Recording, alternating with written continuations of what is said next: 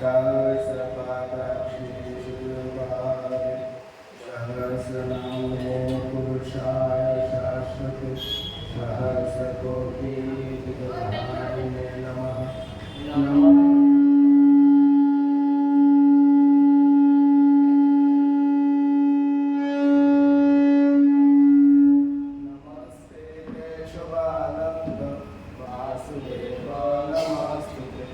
वासनाद वासुदेवस्य वासुतं गुणत्रयं सर्वभूतनिवासोऽसि वासुदेव नमोऽस्तुते शङ्करं शङ्कराचार्यं केशवं बादरायणं सूत्रभाष्यकृतो वन्दे भगवन्तो पुनः पुनः ईश्वरो गुरुरात्मेति मूर्तिभेदविभागि व्योमद्वयदेहाय दक्षिणामूर्तये नमः। ॐ शान्ति शान्ति शान्ति हरि ओम।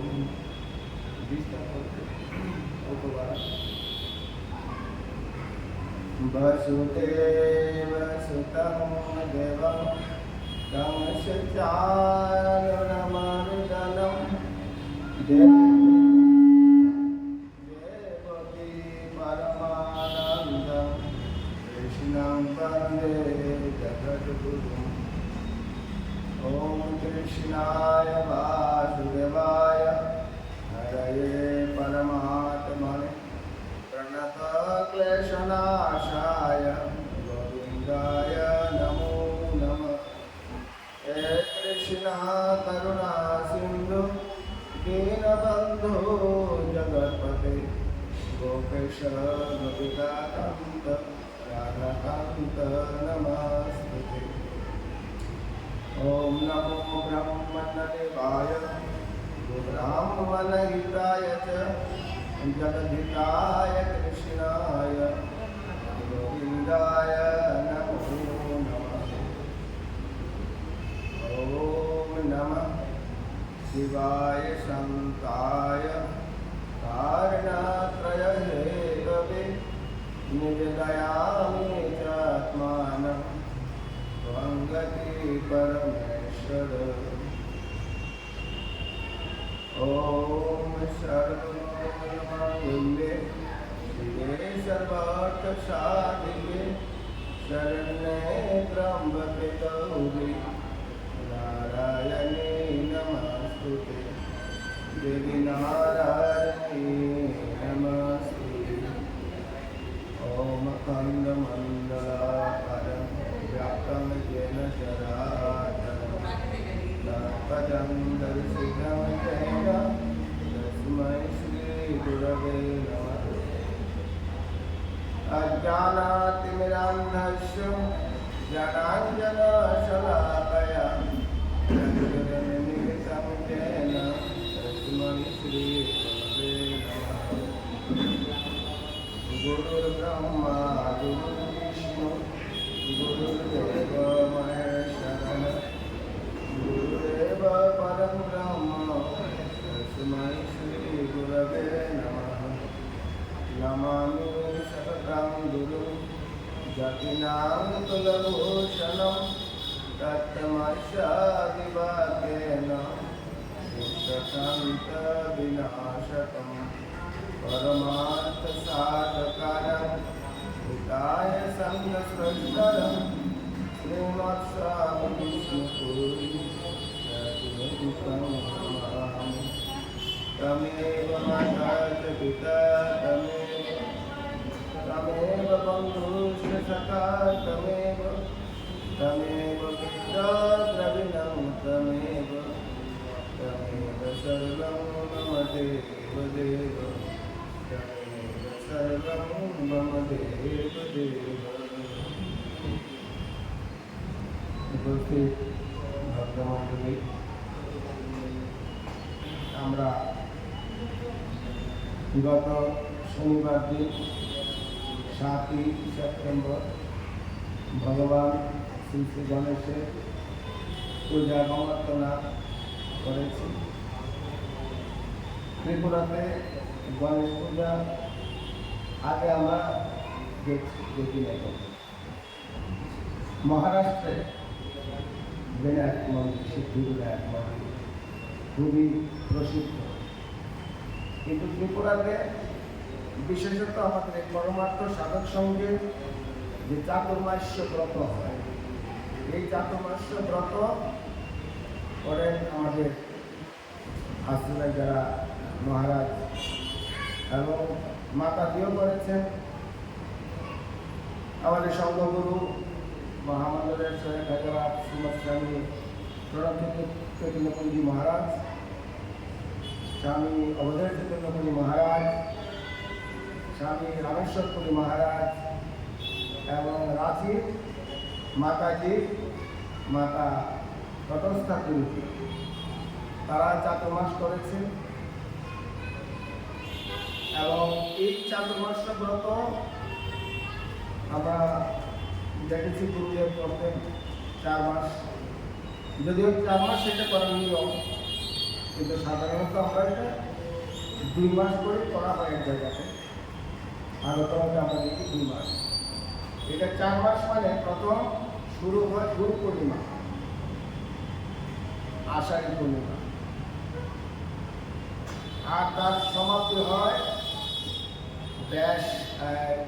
রাস পূর্ণিমা। রাস পূর্ণিমাতে এই চাতুর্মাসের পরিসমাপ্তি হয়। তো আমাদের আগরতলা আমি দেখেছি গুরুদেব 2 মাস করতেন। চাতুর্মাস সম্পর্কে আমাদের আগে ধারণা ছিল না। কারণ কেন ছিল না? আমরা সাধারণত নিয়ম মাস যারা করে ওইটি আমরা জানি। নিয়ম মাস একটা হচ্ছে এই কার্তিক মাস। এই কার্তিক মাস ব্যাপী বিশেষত যারা বৈষ্ণব সম্প্রদায়ের তারাই এই নিয়ম মাসটা করে বেশি। তো আমরা যাই, কীর্তন করি, ভোগ হয়, প্রসাদ লই, দুপুরে আমরা অনেক জায়গাতে ভোগ আরতি গাই, সন্ধ্যার সময় গীতা পাঠ, ভাগবত কথা শ্রবণ হয়। আরেকটা নিয়ম মাস আছে আমাদের বৈশাখী। গুরুদেব কলকাতাতেও করতেন, আমি হরিদ্বারেও দেখেছি গুরুদেবকে এই বৈশাখী করতেন। সেখানে গুরুদেবের যে আমি দেখলাম নিয়ম মান্য করলেন বৈশাখ মাসে দুপুরবেলা 3টার সময় উনি প্রবচন শুরু করতেন। সেখানে গৃহস্থ ভক্ত যারা আসতেন, অন্যান্য মঠে মহারাজও আসতেন এই গুরুদেবের এই ভাষণ শোনার জন্য। সেখানে আমি দেখেছি গুরুদেব বিবেক চূড়ামণি পাঠ করতেন। আমি একবার 2011-তে হরিদ্বার দেখেছি। চাতুর্মাস যে নিয়মটা, এই নিয়মটা কি? চাতুর্মাস করলে কি করতে হবে?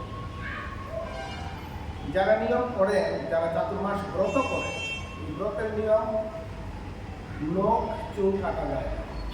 গুরুদেবকে দেখতাম যে নখও কাটতেন না, চুল দাড়িও কাটতেন না। সকালে তো মঙ্গল আরতি হয় 10টায়, আগে গুরুদেব 9টায় করতেন। বেদান্তের ক্লাস, বেদান্তের কি ক্লাস? পঞ্চদশী একটা গ্রন্থ আছে, বিবেক চূড়ামণি, ভক্তিসূত্র, আরো যোগশাস্ত্রের বিভিন্ন গ্রন্থ ক্লাস। ক্লাস কেন? ক্লাস মানে যারা ক্লাসে যোগদান করে ওনারা হচ্ছেন ছাত্র, আর যিনি এগুলো বুঝিয়ে দেন মহারাজরা, ওনারা হচ্ছেন শিক্ষক। সন্ধ্যার সময় যাতে করা হয় সেটাকে বলা হয় প্রবচন। সেই প্রবচনের আগমন জনগণ সমস্ত ভক্তরা সেখানে উপস্থিত হন। ভাগবত কথা অথবা গীতা, মাহাত্ম্য, বিভিন্ন গ্রন্থাদি যে প্রবচন হয় সেখানে সবাই উপস্থিত থাকে। কিন্তু ক্লাসের মধ্যে এই কতিপয় যারা ছাত্রের মতো ওনারা ডায়েরিতে নোট করে নেন। যেমন আমাদের দেহ কয়টি, আমাদের কয়টি দেহ? 3টি দেহ। একটি দেহ স্থূল দেহ, আমাদের যে শরীরটা এর নাম হচ্ছে স্থূল দেহ। আরেকটি দেহ হচ্ছে সূক্ষ্ম দেহ। তারও চাইতে যে সূক্ষ্ম আরেকটি দেহ আছে এর নাম হচ্ছে কারণ দেহ। আমাদের পঞ্চেন্দ্রিয় কয়টি? 4টি। মন, বুদ্ধি, চিত্ত, অহংকার, এগুলি ক্রিয়া কি? মনের কাজ কি? সংকল্প, বিকল্প। বুদ্ধির কাজ কি? নিশ্চয়াত্মিকা, নিশ্চয় করে দেয়। চিত্ত এবং অহংকার ইত্যাদি নানান রকমের খুঁটিনাটি প্রশ্ন, বিভিন্ন তত্ত্বের যে ব্যাখ্যা, সেইগুলি শেখানো, তাই বলা হয় ক্লাস, বেদান্তের ক্লাস। তাকে বলা হয় স্বাধ্যায়। স্বাধ্যায়ের স্ব মানে আত্ম, অর্থাৎ নিজেকে যে জানা। আমাদের উপনিষদের মূল বিষয়বস্তু কি? আত্মানং বিদ্ধি, আত্মাকে জানো।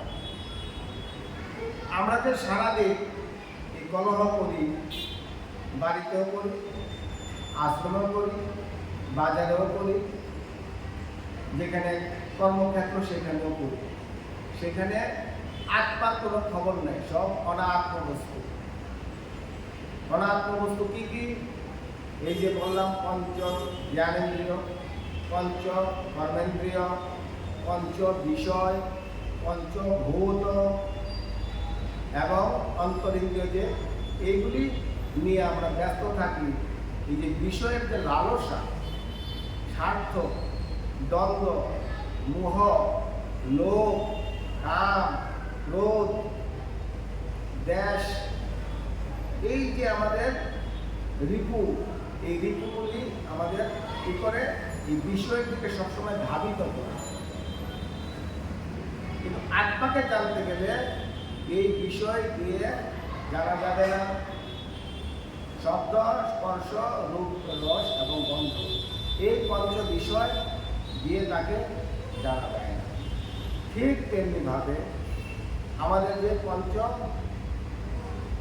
জ্ঞানেন্দ্রিয়, চক্ষু, কর্ণ, নাসা, জিহ্বা এবং ত্বক মানে চর্ম, চামড়া, এই 5টি আমাদের জ্ঞানেন্দ্রিয়। এই 5টি জ্ঞানেন্দ্রিয়ের সঙ্গে আমাদের 5টি কর্মেন্দ্রিয় আছে। তিনটি কর্মেন্দ্রিয়, চক্ষুর সঙ্গে পা, জিহ্বার সঙ্গে উপস্থ, নাসিকার সঙ্গে বায়ু, আর এই হস্ত স্পর্শেন্দ্রিয় যেটা চর্ম, তার সঙ্গে হাতের সম্পর্ক। কি সুন্দর কোরিলেশন! কারো যদি চোখ আপনি বেঁধে দেন, তাহলে তার পা বন্ধ, হাঁটতে পারে না। কারো যদি চোখ বাঁধা থাকে, সে গাড়ি, বাইক, স্কুটার কিছু চালাতে পারে না, যেতে পারে না। অর্থাৎ কদম সঙ্গে চক্ষুর একটা সম্পর্ক। শুধু এরকম না,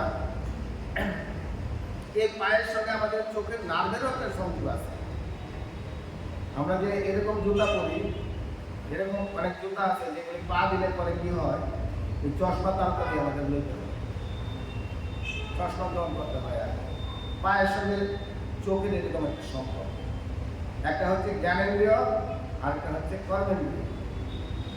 ঠিক তেমনিভাবে মনে করেন আমাদের যে বাক, কথা বলা, বাগেন্দ্রিয়, সেটা হচ্ছে কর্মেন্দ্রিয়, কর্ম করা। তার সঙ্গে আমাদের সংযোগ হচ্ছে কর্ণের, কানের। যে বুবা, সে আসল লোকটা কি? সে কথাই বলতে পারে। যে ব্যক্তি বুবা, তার মূল রূপ হচ্ছে সে কথা বলতে পারে না। দেখবেন যে বুবা লোককে দেখবেন কানের যন্ত্র দেওয়া হয়, মেশিন, কানের মেশিন দিলে সে ধীরে ধীরে কথা বলতে শিখে। আপনি যদি এই কান দুটা বন্ধ থাকে, আপনি কথা বলতে পারবেন না, আপনি শুনেন না কিছু, আমি না শুনে কিছু বলতে পারবেন না। আবার এর একটা আলাদা ব্যাখ্যা আছে। আমাদের যে জল, পৃথিবী, অগ্নি, বায়ু এবং আকাশ, এইগুলির সঙ্গে এর একটা বিরাট সম্পর্ক। যেমন আকাশ তত্ত্ব হচ্ছে এই বাঘ ইন্দ্রিয়, কথা বলা এবং শ্রবণ করা। ঠিক তেমনিভাবে জিহ্বা রসনা, রস আস্বাদন করার কাজ হচ্ছে জিহ্বার কাজ। তার সঙ্গে সংযোগ হচ্ছে উপস্থ, অর্থাৎ জননেন্দ্রিয়। এই কারণে এই যে কালী মা সবসময় জিহ্বা বের করে জিভ কেটে রাখেন আর ল্যাংটা হয়ে থাকে। কালী মা ল্যাংটা কেন আর জিভ কেটে থাকেন কেন? যে তোমার এই যে লজ্জা ইন্দ্রিয় আছে, এইটাকে যদি তুমি জয় করতে না পারো, আর যদি জীব এইটাকে যদি সংযত করতে না পারো, তাহলে তোমার দ্বারা সাধনা করা সম্ভব। আর চক্ষু, কর্ণ, নাসিকা, নাসিকা দিয়ে আমরা গন্ধ গ্রহণ করি, আর বায়ু মানে মলত্যাগ দিয়ে গন্ধ ত্যাগ করা হয়। এই একটা সম্পর্ক। এই যে সম্পর্কগুলি, এটা আরো কি সুন্দর দেখেন। আমরা যে আরতি দেখাই ভগবানের কাছে, মূল বিষয় পাঁচটি। এই যে ধূপ, প্রথমত কি করি? ধূপ, ধূপটা কিসের প্রতীক? পৃথিবী তত্ত্ব। ধূপ দেওয়া মানে পৃথিবী তত্ত্ব ভগবানকে সমর্পণ করা। ধূপের পরে কি দেওয়া হয়? জল শঙ্খ। জল শঙ্খ সেটা হচ্ছে জলের প্রতীক। তারপর আমরা অবশ্য প্রদীপ দেখাই, সেটা হচ্ছে অগ্নির প্রতীক। ধূপের পর যে প্রদীপ, সেটা হচ্ছে অগ্নির প্রতীক। তাহলে পৃথিবী, অগ্নি, আর তারপর জল। তারপর কি থাকলো? বায়ু। ওই যে রুমা যে দেখায়, সেটা বলা হয় অম্বর, আকাশ তত্ত্ব।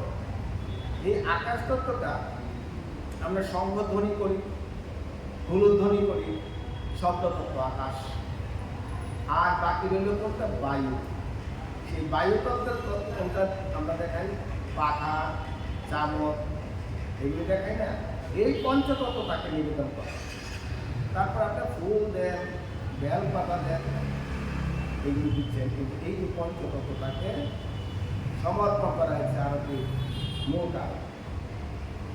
এই পৃথিবী তত্ত্ব হলো আমাদের এই দেহের মধ্যে যে মাটি আছে, মানে প্রমাণ কি? আপনাকে শরীরটা একটু ভিজিয়ে রাখেন, তারপরে এরকম গলা দেন, দেখবেন ঠিকভাবে মাটি বেরোতেছে। এই যে পৃথিবী, শুধুমাত্র এই মাটিটা না, আমাদের যে দেহের যে মাংস ভাত যা আছে, এগুলি সবই পৃথিবী তত্ত্ব। তার সঙ্গে জল তত্ত্ব, আর জল তো খেতে হয়, আবার জল নিঃসরণও করতে হয়।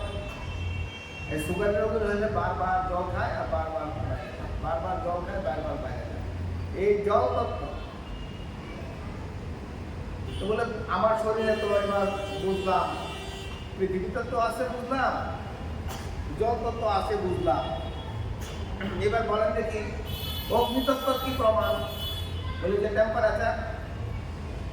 টেম্পারেচার সবসময়, যদি মানুষ মারা যায়, দেখে তার শরীরে টেম্পারেচার আছে কিনা। মৃত্যুর পরেও কিছুক্ষণ অগ্নিতত্ত্ব থাকে, শরীরে কিছুক্ষণ গরম থাকে, তারপর ধীরে ধীরে ঠান্ডা, অর্থাৎ অগ্নিদেব বিদায় নিলেন। এই যে টেম্পারেচার প্রত্যেকের শরীরে কত থাকে? 95 থাকে না? যদি 105 হয় তাহলে জ্বর। আর যদি কেউ ঠান্ডা শরীর একদমই হয়ে যায়, তখন দেখে তার টেম্পারেচার আছে কিনা, দেখে তার প্রেশার আছে কিনা, সুগার আছে, তো পরে আগে দেখে তার টেম্পারেচার। অগ্নিতত্ত্ব সেখানে বিরাজিত করে, অগ্নির বিরাট হইত। আরেকটা কি কথা দেখেন, অগ্নির আরেকটা প্রমাণ। অহং বৈশ্যা নর ভূত্বা প্রাণিনাং দেহমাশ্রিত প্রাণাপান সমাদিত্য পচম্পন্নম চতুর্বিধম। জঠরাগ্নি, গ্যাস, অম্বল, হজম হয় না, কোষ্ঠকাঠিন্য, রাত্রে ঘুম নাই, মনে হয় ভাত বুকের উপর উঠতে দিচ্ছে। হজম যদি না হয়, হজমটা ভগবান করা। অহং বৈশ্যানরো ভূত্বা প্রাণিনাং দেহমাশ্রিত। ভগবান বৈশ্যানর রূপে প্রত্যেকের হৃদয়ে অবস্থান করছে, প্রত্যেকের দেহে অবস্থান করছে। প্রাণা পানো সমাযুক্ত পচমন্নম চতুর্বিধ, আমরা 4 রকমের আহার গ্রহণ করি। চর্ব দৃশ্য ন্যায্য পেয়, এ হচ্ছে অগ্নিতত্ত্ব। এবার পৃথিবী, জল, অগ্নি, বায়ু তত্ত্ব কি? বায়ু তো প্রমাণ আছে, এই যে শ্বাস প্রশ্বাস, বায়ু যদি বন্ধ হয়ে গেলে তো শেষ। ভগবান এরকম ভাবে আমাদের দেহে পৃথিবী, জল, অগ্নি, ভূমি এবং আকাশ বিনা মূল্যে আমাদের দান করছে। এখন যদি আপনি ফ্যানের হাওয়া খাইতে চান, তার জন্য পয়সা দিতে হয়। আপনি যদি বোতলের জল কিনে খেতে চান, তাহলে পয়সা দিতে হয়। কিন্তু এই প্রকৃতিতে এই সমস্ত কিছু বিনামূল্যে ভগবান সবাই দান করতেছে। আর এই অক্সিজেন গ্রহণ করতেছি, কার্বন ডাইঅক্সাইড আমরা নিঃসরণ করতেছি। আবার বৃক্ষ কি করে? সেই কার্বন ডাইঅক্সাইড গ্রহণ করে এবং অক্সিজেন ত্যাগ করে, ফলে আমরা এই অক্সিজেনটা পাই। আমাদের কার্বন ডাইঅক্সাইডটা গাছ গ্রহণ করে। এ হচ্ছে বায়ু তত্ত্ব। এবার বলেন যে ঠিক আছে, ভূমি, জল, অগ্নি এবং বায়ুকে বুঝলাম, আকাশ কোথায়? আকাশ তো দেখি না, আকাশ দেখা যায় না, দেখা যায়। আকাশ মানে কি? এই যে আপনাদের সঙ্গে আমাদের যে মাঝখানে যে গ্যাপ, এই যে শূন্যতা, শূন্য মহাকাশে মগ্ন তুমি লীলা বিলাস, এই যে শূন্যতা, বাসে উঠলে দেখবেন একটু জায়গা দেন, একটু জায়গা দেন, একটু জায়গা দেন, ইস কি কষ্ট। এত যাতাযাতি পারাপারি, মা রেলের মধ্যে উঠলে পরে লোকের ট্রেনে জাল যায় সর্বনাশ। কেন? আকাশের অভাব, আকাশের খুব অভাব। আকাশের একটু প্রয়োজন আমাদের জীবনে। তাহলে আমাদের দেহে কোথায়? টিপ দিলে দেখবেন নরম, পেটে টিপ দেন নরম। ভিতরে আকাশ যদি না থাকতো, প্রত্যেকটা মানুষ চিরার মতো চ্যাপ্টা থাকতো। চিরা দেখছেন না, একদম চ্যাপ্টা চ্যাপ্টা, এই সবাই চিরার মতো চ্যাপ্টা হয়ে গেল। আমাদের ভিতরে যে এই যে ফাঁপা, যে শূন্যতা, সেটা হচ্ছে আকাশ তত্ত্ব। এই পঞ্চ বিষয় আমাদের কি করে পঞ্চদিকে ধাবিত করে। আমরা কি চাই? গুরুদেবের একটা খুব সুন্দর গান আছে, একটা বিষয়ের জন্য, একটা ইন্দ্রিয়ের জন্য একটা করে প্রাণী মারা যায়। একটা ইন্দ্রিয়ের জন্য একটা প্রাণী মারা যায়। কিরকম? এই যে কান, কান কি করে? মধুর ধ্বনি শুনতে চায়, আমরা গান শুনতে চাই। তো যারা হরিণ শিকার করে, তারা কিভাবে শিকার করে জানেন? বাঁশি বাজা, খুব সুন্দর। এদিকে জাল পাতে আর ওই বাঁশি বাজা। এই বাঁশির সুরে পাগল হইয়া কি করে? ওই হরিণগুলি সেখানে থাকে, আর কোনো খবর নাই যে জালে আটকে আছে। এইখানে কানের জন্য মারা যায় হরিণ। চোখের জন্য কে মারা যায়? চোখের জন্য পতঙ্গ।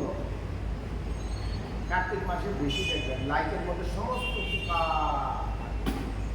সমস্ত পোকা, যেখানে লাইট, যেখানে আগুন সেখানে ধাবিত হয়, যেখানে আগুন সেখানে পতঙ্গ ধাবিত হয়।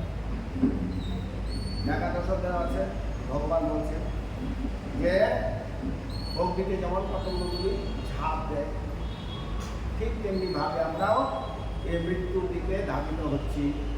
এই পতঙ্গর মৃত্যুর কারণ হচ্ছে তার চোখ। রূপের জন্য পতঙ্গ। এইবার এই যে স্পর্শেন্দ্রিয়, স্পর্শেন্দ্রিয়ের জন্য কোন প্রাণী মারা যায়? হাতি। যারা হাতি ধরেন তারা কি করেন, একটা এরকম একটা খাত তৈরি করে, সেখানে একটা মেয়ে হাতিকে রাখা হয়। সেই মেয়ে হাতিটা কি করে, পুরুষ হাতিটাকে সুরে সুরে সুরে সুরে সে স্পর্শ এত আনন্দ দেয়, এই আনন্দ পাইতে পাইতে কি করে পুরুষ হাতিটা সেই খাদে। এই কারণে হাতির আরেকটা কুরঙ্গ, এই হাতি মরে তার এই স্পর্শের জন্য। আর শব্দ, স্পর্শ, রূপ, রস, রসের জন্য কে মারা যায়? মাছ। রসনার জন্য মাছ মারা যায়। বড়শিতে কি করে, তার খাবারটা দিয়ে ফালায়, আর মাছ তাই সেই খাবার লোভে সেই বড়শিতে তার আটকা পড়ে। এই পঞ্চ ইন্দ্রিয়, একটা ইন্দ্রিয়ের জন্য একটা করে প্রাণী মারা যায়। আমাদের তো 5টা দরজা পুরা খোলা, কোনোটাই সংযত না। না রূপ, না রস, না এই গন্ধ। গন্ধের জন্য মারা যায় ভৃঙ্গ। সে দিয়ে কি করে, ফুলের মতো খায়, আরেকটু খায়, এত মিষ্টি গন্ধ, আরেকটু খায়, আরেকটু খায়। এই গন্ধে সে পাগল, পদ্মের মধ্যে বসে থাকে। সূর্য অস্ত যাওয়ার সঙ্গে সঙ্গে সেই পাতাগুলি বন্ধ হয়ে যায়, আর বেরোতে পারে না। এই নাসিকা গন্ধের জন্য মারা যায় ভৃঙ্গ, মারা যায়। এই কথাগুলি কিন্তু আমাদের গুরুদেবের একটা গান আছে যে পঞ্চ ইন্দ্রিয়ের জন্য দয়াময়, সে তো কারো দোষ নয়, নিজ কর্ম ফলে অমলে যদি কারো। গুরুদেব বারবার সাবধান করতেছেন আমাদের, সৎ শুরু করেন শত সাবধান, তবু তাতে নাকি আমাদের কোনো দুঃখের নাই। এই গুরুদেব যে প্রবচন করতে আসেন, কেন আসেন? ভালো ভালো খাওয়ার জন্য, দক্ষিণার জন্য, সচেতন করার জন্য। তুমি এই বিষয়, পঞ্চ বিষয় থেকে তুমি নিজেকে রক্ষা করো। আমাদের যে ইন্দ্রিয়গুলি, এই ইন্দ্রিয়গুলি আমাদের এই বিষয়টিকে ধাবিত। আরেকটা জিনিস বলা দরকার যে আমাদের এই যে জিহ্বা এবং তার সঙ্গে যে উপস্থিতিও, সেটা সম্পর্কে দুর্নীতি। আমাদের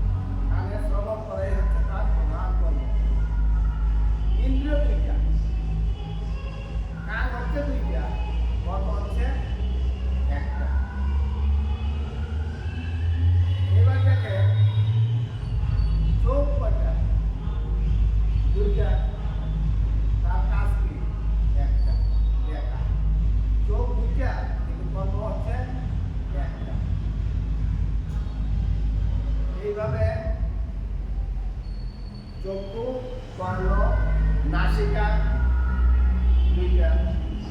তার কর্ম কি বলে শ্বাস নেওয়া না, প্রধান কর্ম হচ্ছে গন্ধ গ্রহণ করা। গন্ধ সন্ন্যাসতা প্রধান কর্ম।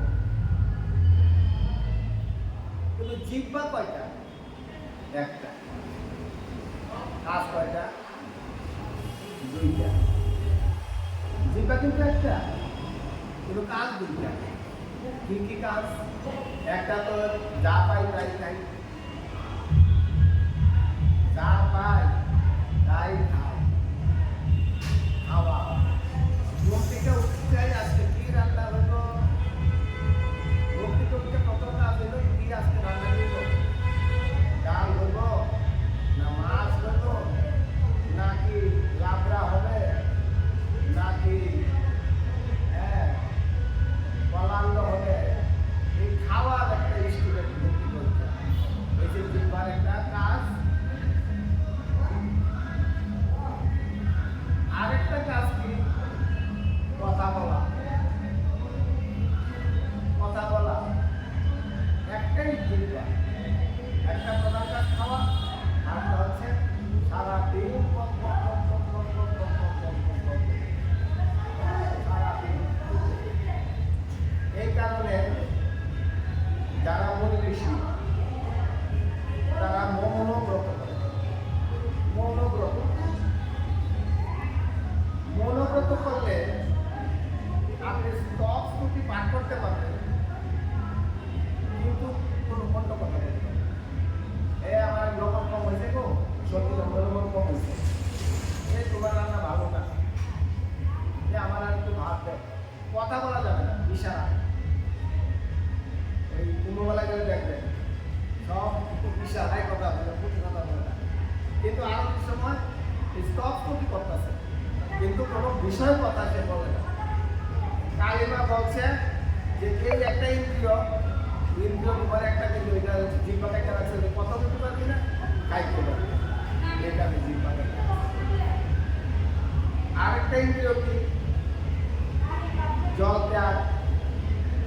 এইটার সময় যেটা করিলে মুখ ইন্দ্রিয় যেটা, এটার কাজ হচ্ছে জল ত্যাগ। এটার আরেকটা কাজ আছে, সেটা হচ্ছে প্রজন বংশ বিস্তার। এইটারও কইছে যে ইয়ে করে, সংযত করে। এই যে এত ঘটনা হইতেছে সারা দেশে, এইটারে অনেক মনীষী গুরুদেবের দিতে পাইছে যে সাধন ভজন কর্ম কি, তার এই কান ইন্দ্রিয় এত যন্ত্রণাদায়ক, এইটা সে নষ্ট পর্যন্ত করতে চাইছে। কিন্তু নষ্ট করলে কি হইব? মনের সেই ইন্দ্রিয়টা বিরত হয়। বুড়া হলে হবে কি? মন তো বুড়া হয় না। এই কারণে এই একটা ইন্দ্রিয় জীবের সঙ্গে এইটার দুইটা কাজ, বাকি কিন্তু দুইটা কিন্তু একটা প্রধান। এখন আচ্ছা, আরেকটা কথা বলি, আমরা যে ভগবান শ্রী গণেশের আরাধনা করলাম, গণেশের আরাধনা আমাদের গুরুদেব ব্রহ্মলীন মহামন্ডলেশ্বর 1008 শ্রীমৎ স্বামী বিষ্ণুপুরী মহাদেব মহারাজ বহুবার আমেরিকা, লন্ডন এইসব দেশে গেছেন। সেখানে ওনাকে অনেক প্রশ্ন করা হতো।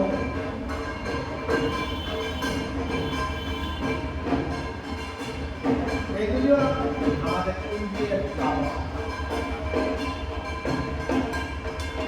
মূর্তি বিসর্জন করতে যায়, এগুলো কিন্তু ইন্ডিয়ার লালসা। দেখবেন কি নৃত্য, কি গান, আপনি বেদাতের পাশে লোক হয় ধরত, কিন্তু প্রবচনের কীর্তন সময় লোক হয় দেখছে, নৃত্য করতে পারে, সঙ্গীত করতে পারে, এগুলি আমাদের লালসা, ইন্দ্রিয়গুলিকে সন্তুষ্ট রাখা। যেখানে ওই তত্ত্ব কথা তত্ত্ব কথা শুনতে রাজি না, গীতা পাঠ শুনতে রাজি না, সে নাচ গান করতে গেলে আমরা খুব ভালোবাসি। তো গুরুদেবকে প্রশ্ন করলেন যে গণেশের মাথা কেন এত বড়? সেটা সেদিন বলছিলাম যে প্রেসিডেন্টের সাথে তুলনা করা হয়েছে, যে প্রেসিডেন্ট হচ্ছেন সবচেয়ে বড় বুদ্ধিমান, তার মাথাটা সবচেয়ে বড় থাকতে হবে, তাহলে দেশ চালানো সম্ভব না। তার সুর কেন এত লম্বা?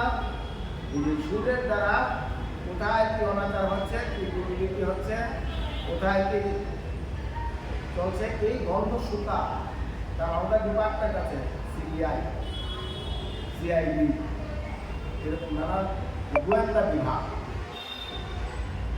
আর তার দাঁত একটা ভাঙ্গা, ভিতরে একটা বাইরে একটা, এটা তার মধ্যে খেলা, যাহা বলিব তাহা করিব না, যাহা করিব তাহা বলিব না। এই বেকুবের মতো আমার তো বেকুবলি হয়, এই সব কথা সবার কাছে বলতে গেলে মহা। এই কারণে একটা ভিতরে একটা বাইরে। আর চোখ দুটো এত ছোট কেন? যে কোথায় কি হচ্ছে সূক্ষ্ম দৃষ্টি তার থাকতে হবে। প্যাক এত বৃহৎ কেন? যে ঠান্ডার বিশাল বড় দরকার, যাতে করে সব জনগণ খাদ্য লাভ করতে পারে, বিশাল ঠান্ডা। কিন্তু তাকে বাহন এত ছোট কেন? এটা আমাদের সঙ্গগুরু বলছিলেন যে বাহন ছোট এই কারণে, ক্ষুদ্র থেকে সব কিছু আমাদের যে শুরু হয় বিন্দু থেকে। সেই একজন প্রশ্ন করছিলেন সঙ্গগুরুকে যে এত ছোট ইঁদুর এত বৃহৎ বনের দিকে কিভাবে বহন করে? বলছিলেন যে দেখো, এই যে দেহটা, এই দেহটা আমরা যে পূজা করি সেটা মাটির দেহ, সেটা মাটি দিয়ে বানানো হয়, গণেশের মূর্তি এবং ইঁদুরের মূর্তি, কিন্তু মূলত সেটা হচ্ছে অগ্নি। গণেশের যে গণেশ চতুর্থী তাকে নিয়ে সেটা কিন্তু আসলে মাটির না, মাটিতে কীভাবে হবে? কারণ জলের ওজন আছে, বায়ুর ওজন আছে, ভূমির ওজন আছে, কিন্তু অগ্নির কোনো ওজন নাই। তো ইঁদুর ছোট হলেও কোনো কিছু না, যেহেতু গণেশেরও কোনো ওজন নেই। আজকে আমরা গীতা থেকে একটা শ্লোকের ব্যাখ্যা করি।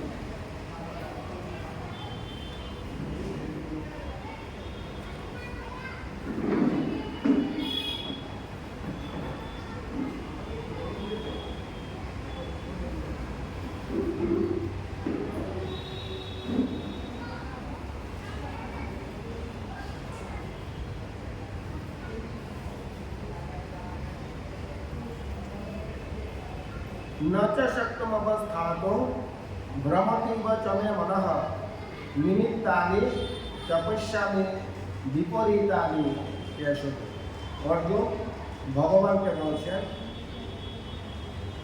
न च शक्नोमि, শক্ত মানে সমর্থ হওয়া, পারছি না।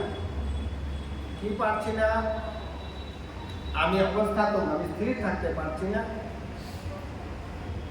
ভ্রমতিব চমে মনে হয়,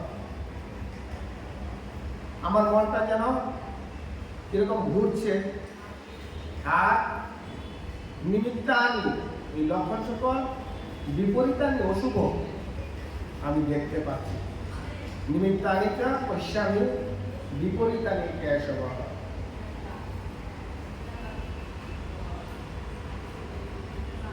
কেশব কথাটি অর্থ কি? ব্রহ্মবৈবর্ত পুরাণে শ্রীকৃষ্ণের জন্মখণ্ডের উত্তরার্ধে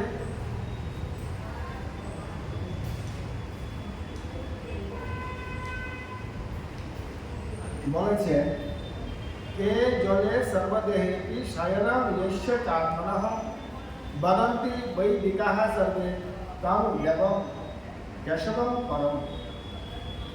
কে অর্থাৎ জলে এবং প্রত্যেক দেহে ও আত্মরূপে যিনি শয়ন করে আছেন সেই আত্মদেবকে সকল বৈদিক ধর্মাবলম্বীগণ কেশব বলে থাকে।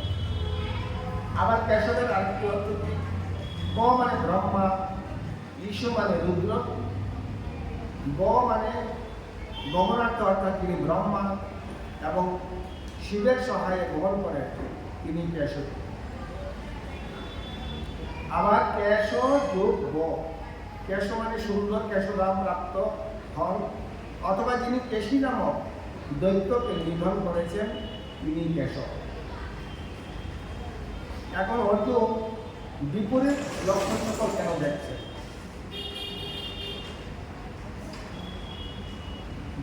দৃশ্যবস্তু এক হলেও চশমার রং ভিন্ন ভিন্ন যদি হয়, তবে দ্রষ্টাগণের চোখে তা ভিন্ন ভিন্ন থেকে। অর্জুনের বিপরীত দর্শন তার ভাব ও বৈকল্যজনিত। অর্জুনের দেহ অবসন্ন, বারংবার রোমাঞ্চিত। রোমাঞ্চ হয় দুই কারণে: অপরিসীম আনন্দে অথবা অকথনীয় শোকে দুঃখে। অর্জুনের শোক যে ধৈর্যের সীমা অতিক্রম করেছে, এই রোমহর্ষণই তার প্রকৃষ্ট লক্ষ্য। যুদ্ধের অশুভ লক্ষণটি এখন অর্জুনের মনে ঘুরপাক খাচ্ছে, তাই যেন বলছেন, হে কেশব, যুদ্ধের পরিণাম যে কি ভীষণ হবে সেই কথা তো আমরা ইতিপূর্বে ভাবিনি। অর্থাৎ যদি ইতিপূর্বে এই বিষয়ে একটু চিন্তা করত, তবে আর এই সমর আয়োজন করতই না। এই ভাব যুদ্ধ কিন্তু অর্জুন আর নূতন করছেন না। এই ধরনের সুখ অবশ্য তার পক্ষে একেবারেই নূতন। সুখের কারণগুলিও তিনি যেমন শাস্ত্র যুক্তি সহকারে উপস্থাপিত করবেন তা বিশেষ লক্ষণীয়। তিনি যে বললেন যে তার যে দুঃখ, ভগবানকে যে তিনি কেশব সম্বোধন করে বললেন, সেই যুদ্ধ না করার যেই কারণগুলি পরবর্তী শ্লোকে ব্যাখ্যা করা। হরি ওম তৎসৎ। পূর্ণমদঃ পূর্ণমিদং পূর্ণাৎ পূর্ণমুদচ্যতে পূর্ণস্য পূর্ণমাদায় পূর্ণমেবাবশিষ্যতে। ওম শান্তি শান্তি শান্তি। হরি ওম।